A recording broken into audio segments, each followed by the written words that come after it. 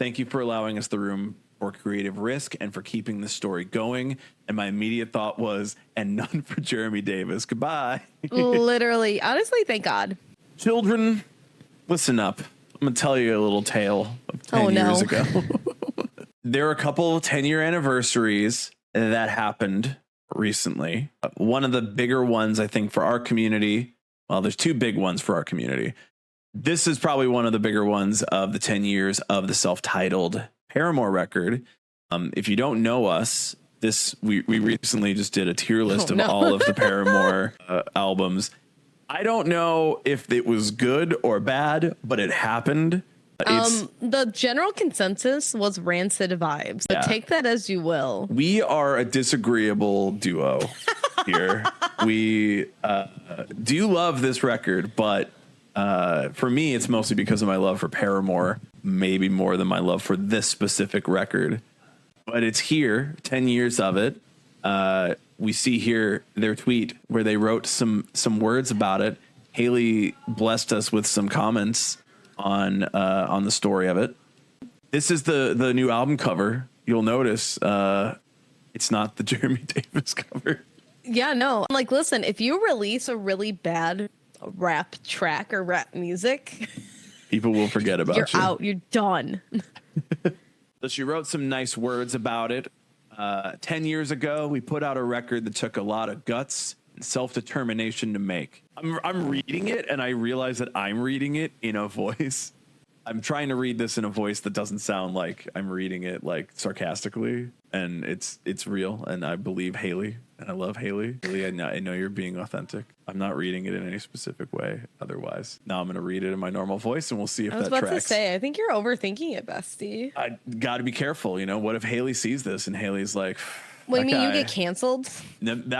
She's going to be like, wow, let me see where that guy put me in his tier list, and then be like, Mainly because after losing two members of the band, there was so much discourse around whether or not the band could make anything worthwhile, let alone stay together. The story of Paramore has been rife with reality show style drama, well, until the last 6 or 7 years.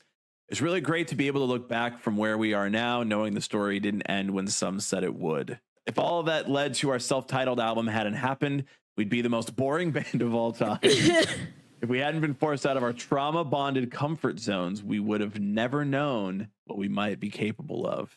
Now, obviously, we know at the time that this is after two of the members left, one of them being current drummer Zach Farrow, right? Yeah, Josh. Yeah, it was the brothers that left. Yeah, the brothers left, and Zach Farrow came back. Josh and then they amended. Josh is a homophobe. Yes. He can stay away forever. Yes. The good Farrow came back. And that's what matters. The negative Pharaoh is so sorry that they are regardless related. Fine, Jesus. But yeah, this was the record that they came back after. And I always thought it was really interesting that this record was, they're like, we were going to break up, but we didn't. But there's a song on Brand New Eyes where their lyrics are, I can't believe we almost hung it up. And I'm like, wait, but you would do that twice? Like every record is like your last record. And it did kind of feel like that at the time. I don't know. I'm glad they stayed. I think like all the music they put out, like they're like, it's said time and time again by just like almost everybody, not even like critical reviewers, like music reviewers, is that Paramore just knows how to level up. And I think we think that it's like a strategic, like just well-known thing that's what they do and it's organic and natural to them. But I feel like this kind of says like, hey, it really wasn't. We were actually like, oh shit, like what are we supposed to do next? And they've kind of like broken out of that and been able to make stuff that is more long-lasting compared to like other things that we've seen from bands who have been together for so long, where you're like, yeah, there's stuff that's like we can argue that maybe Paramore has, like, did this age the best? Like if we look at Ms. Biz, obviously that's been a whole discourse over that for way too long, but they've made stuff that's longer lasting that I feel like you can say looking back, like this is like, you know, in a like 40 years or something, you say this is like a classic album. This is like a classic rock album by that definition. It always hurts to hear classic rock as though it's just like if it was released more than 30 years ago, it's classic rock. Always weird, but like it's okay. We can call it vintage. We can soften the blow for you. They thank the producers. They thank all the people who worked on it behind the scenes. And then at the end, Taylor and I wrote these songs having no idea if people would accept a reformed, more liberated version of Paramore. Our fans not only accepted but championed our rebirth. Thank you for allowing us the room for creative risk and for keeping the story going. And my immediate thought was, and none for Jeremy Davis. Goodbye. Literally, honestly, thank God. I get it. I it is fine. A lot of these records that are turning 10, members are going to, like, how are we supposed to feel about Brand New Eyes after it's 10 years with members of the band leaving after that record and not having the best sense of like how it was created? There's going to be that kind of, the members of the band may not be all the same and they may not have all the same feelings about each other.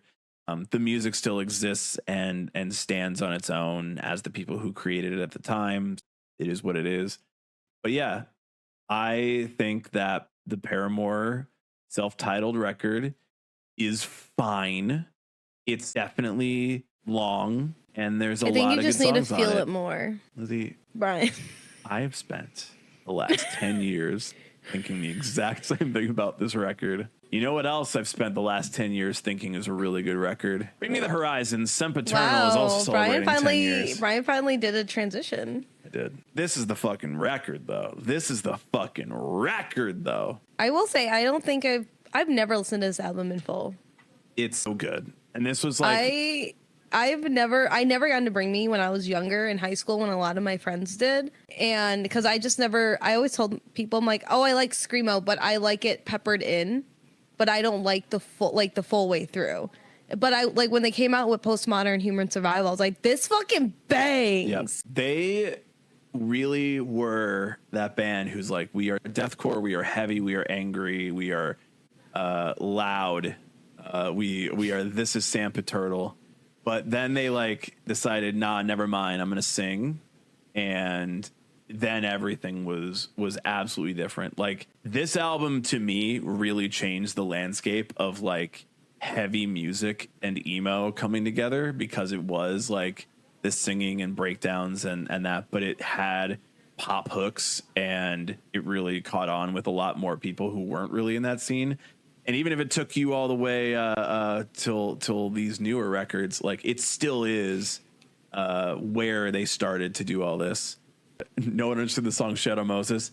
I did. You want to know the best way to get me Brian, who knows everything about Metal Gear. Do you want to know the easiest way to get me to sing the praises about your band for the rest of time? It will be making anything Metal Gear Solid related. I will be yours. I will sing the praises on the street corners. I will rise to the tallest mountaintop, and I will scream your name. I will plant your flag. Anyway, they didn't write any nice words. They did post a few fan videos for some reason. I'm like, I don't really know, but also like, that's nice of them, I guess. At this time, they were still pretty small, like comparatively to what we think of them now.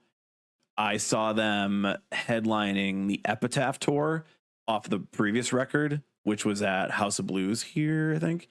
And not a huge venue, but they were like, yeah, we'll probably just never be the band that like headlines stadium tours. Like, we'll probably always be this kind of like heavy band that doesn't really get a lot of attention. So that was a lie. Oh, guys, turns out. Yeah. But like, to see them like playing like these small little like things, and they're like, yeah, we're just really excited about this. This is just a cute photo of Tumblr core. A couple of dudes being guys. Just a couple of homies. But now obviously they're playing like these huge venues off of these huge festivals. Yeah. Touring with Fall Out Boy. Yeah. But not coming to any close stakes to us. I've seen Bring Me the Horizon a few times at this point, so I'm not the most upset. But obviously, I will see Bring Me the Horizon any fucking time, because, yeah, this record was absolutely game-changing. I love that people are probably more aware of it now, because Can You Feel My Heart was just such an absolute COVID TikTok banger. God, it goes. God, that song I think it's so crazy that like that song blew up on TikTok, and then Jairus Johnson ended up remixing it, and then he blew up as this huge like producer. And I think that's so crazy how like that domino effect worked, and like we still see that working now. I think that's really cool and interesting. Coldplay did steal the Sempiternal album cover. Wait, really? Oh yeah. This is also like a very good British coded argument to be having, and I like that. British coded. Very British coded. Yeah, no, this record just absolutely rules. I remember like playing a song recently at one of the emo nights like last year. It's like I think I celebrated 9 years. I'm like, I don't care. I'm gonna celebrate 11 years. It's fine. I'm gonna celebrate 12 years and be like, anyway, that was the topic of conversation. Yeah.